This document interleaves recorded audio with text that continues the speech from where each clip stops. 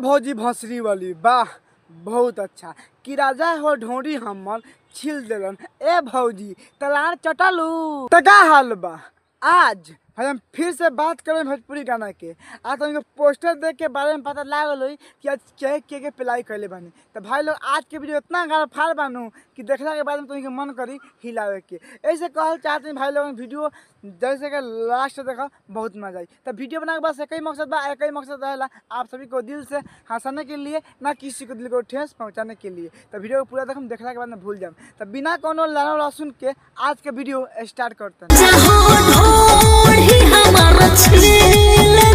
आ पटक ना पेल देलन तारा बहनी के गाड़ी में बाइका उके आनी पेल। सुन तारा भाई लोगन कि ढोरी हम छिल देला। ये भैया भंसी वाला बा जन भौजाई के ढोरी चाट के आ भौजी को वायरल कर दिलक। और भौजी कहतिया कि ढोरी हम छिल देला। तहार बहन पटक के पेल दम हक देबू हो।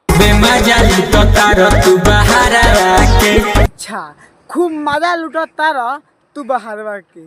देखा तेरा भाई लोग एगो कहावत कहल बा कि काम करते करते गाँव फाटे आ घर के लोग कहे बाहर में जाके मजा लेता। वैसे भौजी के हाल बा।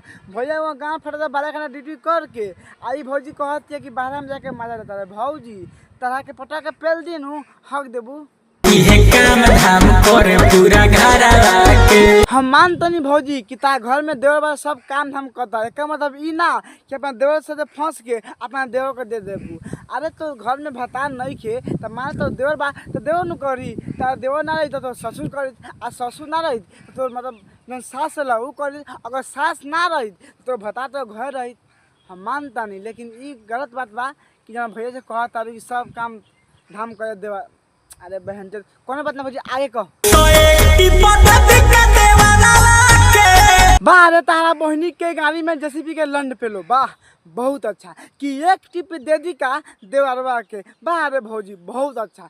ऐसा से भौजाई सबके मिले कि देवर के बहन से मुठ मारे के जरूरत ना पड़ी। सुन तारा भाई लोग कितना प्यार से कहलक हिया कि सब काम धाम करे देवरवा घर के। तो एक टिप दे दी का। अरे भौजी काम ना करिया जब देवर दिया नु तो झाड़ छील दिया मतलब पटक दी कस बहन चो फक भंसी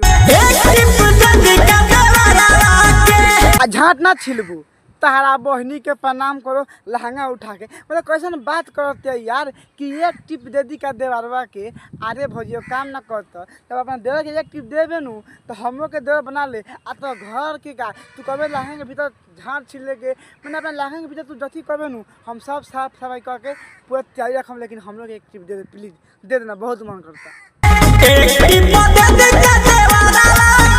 ए भौजी का चाहता रू हो कि पटक के पेल दी आकर हम पेल नहीं के। देखा बहन चोत के बाद बार बार अपना भतार से कहतिया कि एक टिप दे दी का देवर के। अरे तो बहन चोत भौजी भंसरी वाली जब तुमको देना है तो दे देना। हेलंड पूछ रही है अपना भतार से। मान ले भाई लोगन अगर तो भतार से पूछा था अगर भतार बाहर से आके गधा के रन पेल दी तो बाद में याद तो बहन चो दो भतार तो गाँव फाड़ दिलक। देखा भौजी तू एक टिप दो चाहे बार बार दो ओसे हमारा कुछ ले दे के नहीं के। जैसे कहत तरुण अपना भतार से कि एक टिप दे दी देवरवा के। ई तहा बात सुनने के बाद में हम ऐसा लागता नु कि तू पक्का रंडी बारे आज नैयर के नु छिहत्तरी बारे वैसे अपन देवर के देवे के बात करते है। काहे सब को अपना देवर के देवे ना खाली चटा के छोड़ दे।